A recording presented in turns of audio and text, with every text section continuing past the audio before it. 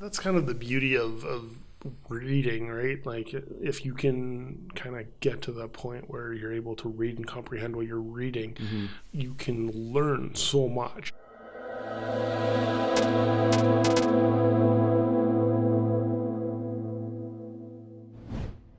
Hey everyone, welcome to Off Shelf Books.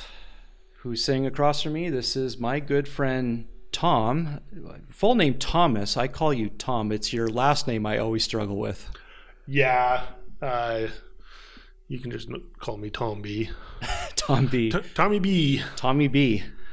You grew up in the church? Yeah. No, I grew up in specifically two churches. One was a non-denominational church. There's actually a lot of history with that church that I didn't necessarily know about until I grew up. And then I went to a Baptist church after that.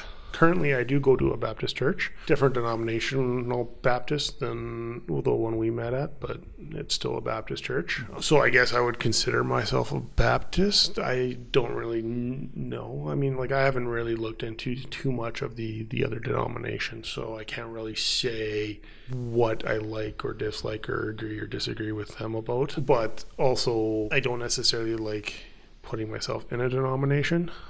That's just kind of where grew up. And yet people will then put you in non-denominational. Yeah. Well, and it was just, I guess, when it comes down to it, the two churches that have influenced my faith the most were the first church I was in, which was considered non-denominational, as well as then the Baptist church.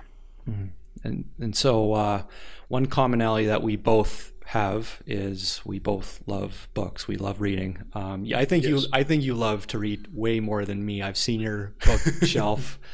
I at least like to collect books more than you. I can say that. Yeah, because for you didn't really necessarily pick up reading until later in life, correct?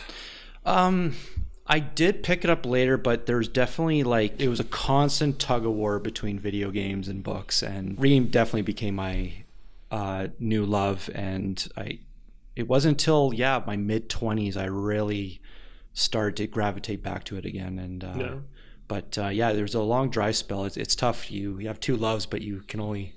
It's hard. It's almost impossible to balance both. And our genres that we're interested in are a bit different, very different, I'd say. Like I love apologetics. If I remember correctly, you were saying you love the bit of the fiction fantasy. The way I would describe it on a loose term is you like nonfiction, I like fiction. Right. So we're polar opposites in some regard. In some regards, yes. Like as I've gotten older, I have broadened a little bit in what I read. When I was younger, I definitely was into sci-fi, fantasy, and I still gravitate towards those genres specifically when I'm reading. But there are some nonfiction that I've started reading. Sadly, actually, I have not been reading as much. That's one thing that I'm a little sad at. I'm kind of going through a dry spell myself, and not that I don't have books on the go, just not necessarily as dedicated to sitting down and reading right now as I should be. Well, I actually should be / want to be. Just work and life is kind of pulling me in all these directions. And it takes time to tackle like a 400-page fantasy book. Like it definitely demands your time. It did, and I have definitely slowed down in how fast I can read. Like I was able to kind of, a page a minute? Kind of was one time. That's kind of what I was looking at for a standard paperback. I could read 60 pages in an hour, so 400-page book was 5 hours worth of reading. Whew, yeah. So I know I wasn't necessarily slow, but I knew I could speed up even more. Yeah, no, and I would say, actually that would be interesting to sort of pick your brain. Like, what is it that would cause a person's reading ability to decline? I guess it could be the equivalent of just even someone that works out. I guess if you're not using your muscles, Well, one way I've heard of it recently is someone was talking about specifically IQ and how there is a thought that people below 85 IQ have a difficult time reading instructions and then doing the instructions. And the interesting word that they use specifically in that is translation. And so I don't know how accurate that 85 IQ number is, but the idea that when you're reading something that you have to translate it in your brain into something that you can process is a very kind of unique aspect to me. And it reminded me of specifically like languages, in that they say that you can master a language when your thought process is in that language. Or at least that's one way that you can consider it, that you have maybe not mastered it, but at least gained fluency in it, because then it is a lot easier. Your thoughts are in that language, and there's no translation between your original language and what you're trying to say. It's just, okay, I'm thinking in this way, and this is how it's coming out. So the whole fact that for books, it's just if you're not used to that translation, it's like, because book comprehension is definitely one of those things that like even our government is looking at for how well we do it in our English classes, right? So it's showing us this is what's written. How do you see that? Like, what does that mean to you?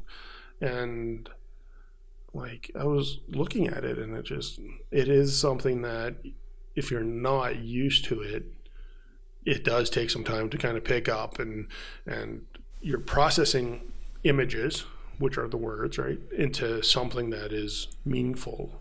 Well, part of the whole point of Off Shelf Books is exploring faith-based books, and so while you have dabbled a lot in fantasy, there are faith-based books that you have read a bit, and that's what I've always loved about exploring faith-based books, is to learn from other readers or people who just love reading in general, because as much as I love to read, I can always learn from others.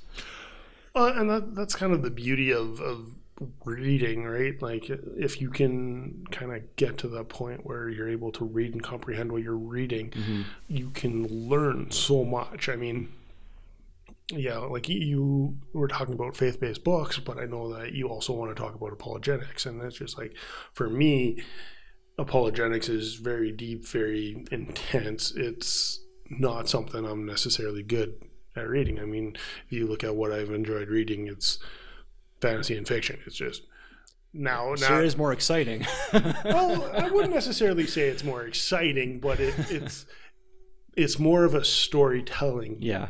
Like there are some books that I've read that definitely can go deep. Even, what was it? I was reading Lord of the Rings when I was under 10 years old, right? And some of the concepts in Lord of the Rings is very, very deep. And of course, I read the books now, and there are different meanings that I gain from what's going on than when I did when I was 10. But even then, being 10 and reading Lord of the Rings was not considered deep for a 10-year-old, right?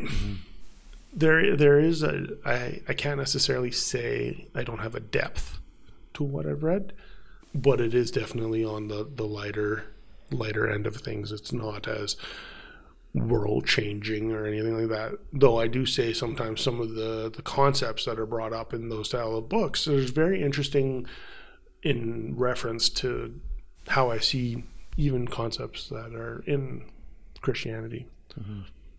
Well, Tom, thanks for introducing yourself. Looking forward to exploring a lot more topics with you. Hey, happy to be here, and let's see what else we can learn from each other.